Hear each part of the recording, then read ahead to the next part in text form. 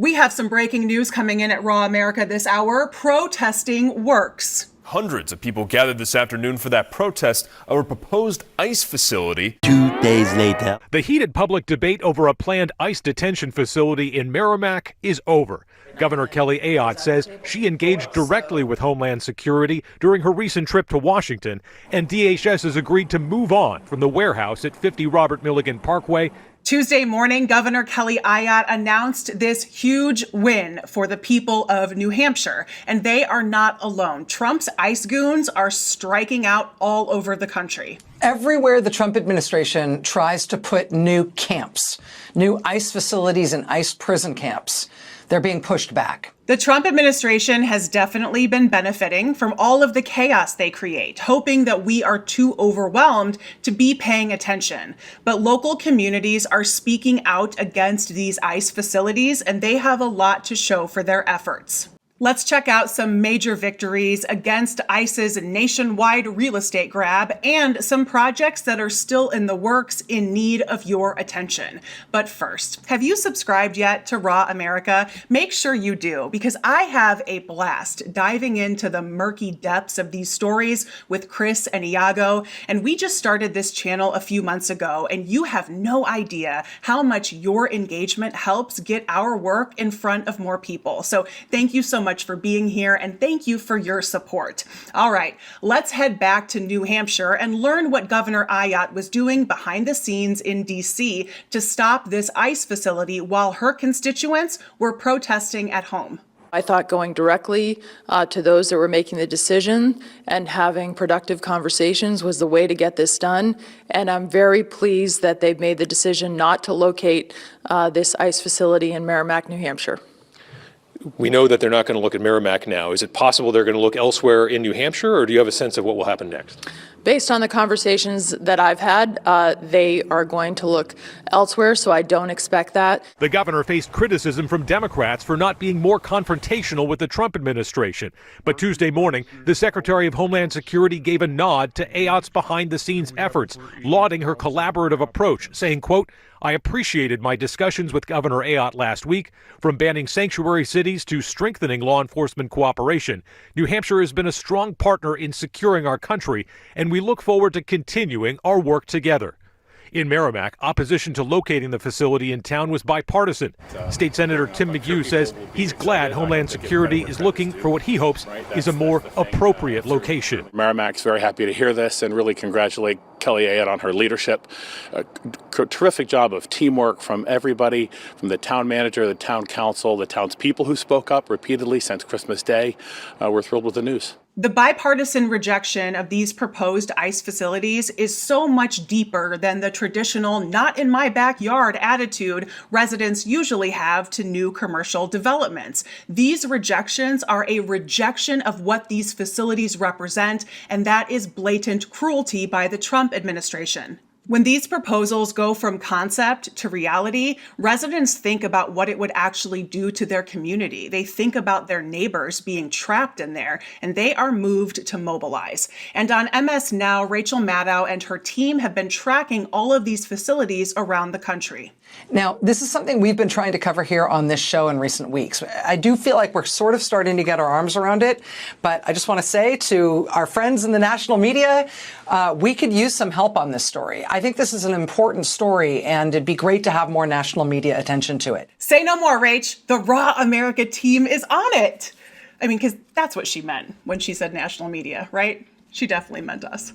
The Trump administration really is trying to build Trump prison camps all over the country. And if you look, you will find that people all over the country, including in very unexpected places, almost uniformly are pushing back everywhere they're trying to do it. And they're pushing back in diverse and interesting ways. Last week, for example, it was Durant, Oklahoma. Local people there packed a meeting to say they don't want ICE turning a local warehouse into a giant prison. The local government in Durant, Oklahoma then passed a brand new ordinance that gives them the power to say no to such a facility. Up in New Jersey, Roxbury, New Jersey, locals there started protesting like mad against ICE reportedly wanting to convert a 500,000 square foot warehouse in Roxbury into an ICE prison camp.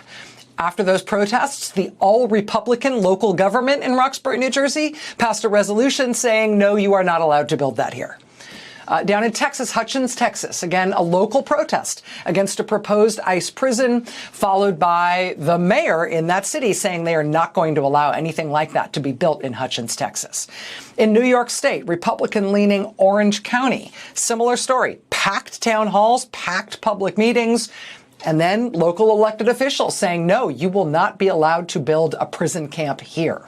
Kansas City, Missouri, after ICE said they wanted to build a prison in KC, the city council passed a 5-year ban on building any non-municipal detention facility, any non-city detention facility. Social Circle, Georgia, local Republican officials saying they will not let ICE turn a vacant warehouse there into a huge prison camp as well. Protests in Salt Lake City, Utah. We reported last week on dozens of people turning out in the early morning in deep, dense, cold fog because they heard that ICE was coming to inspect a local warehouse site there as a potential location for a new ICE prison. Locals then protested a local real estate company that was reportedly handling the potential sale of that site to ICE. Well, now that local real estate firm has announced this weekend that they have no plans to sell that local warehouse to the federal government for any purpose. And the list of communities pushing back keeps growing. Protesting in Hagerstown, Maryland this past week, Senator Chris Van Hollen and their Congresswoman April McClain Delaney in attendance. And in response to ICE's interest in Maryland, just yesterday, Attorney General Anthony Brown made this announcement. Earlier this year, the Trump administration secretly purchased an 825,000 square foot warehouse in Washington County near Williamsport. Their plan, converted into a mass immigration detention facility housing 1,500 people. They spent more than $100 million of taxpayer money on this purchase without telling anyone. No public notice, no consultation with the state, no known environmental review. They just did it. Today, our office is taking them to court. We allege the administration violated the National Environmental Policy Act by skipping the environmental review the law requires. We allege they violated the Administrative Procedure Act by acting without explanation or any consideration of alternatives. We're asking the court to halt construction and operation of this facility. We're asking the court to require a proper environmental review with full public input. And we're asking the court to declare that what the administration did here was unlawful. Just like Rachel Maddow, A.G. Brown warned viewers that the Trump administration is trying to do this all over the country, quietly buying up these warehouses or these parcels of land. And in addition to the team here at Raw America, the Associated Press has also heard Maddow's cries to take this story more seriously. And they have put together this really helpful interactive map that's allowing us to track facilities around the country. And I put a link to that story down in the description of this video so you can check out where you live and see if there's a facility coming in the near future. This interactive map tracks pending, proposed, purchased, rejected, and existing ICE detention sites. Like this existing facility in Reno, Nevada, this rejected proposal in Kansas City, Missouri, and these sites that have been purchased in Arizona, Texas, Georgia, Maryland, and Pennsylvania. And just those 5 sites have cost taxpayers over $500 million, and there are so many more in the works. And if you are in Tennessee near this proposed 2 million square foot facility or in Florida near this site, reach out to your local government officials to express yourself and find out when the next public meeting will be held to discuss the plans. Remember earlier in this story when A.G. Brown said that no communication had been made by the federal government, crickets from the Trump administration? Well, that is not an isolated experience. Local communities and states all over the country are really frustrated by this utter lack of transparency. When the Washington Post mentioned Merrillville, Indiana, and a potential ICE site there, the town of Merrillville put out a press release saying, they've received no communication from anyone at the federal level, and they understand that the lack of that communication really makes people concerned.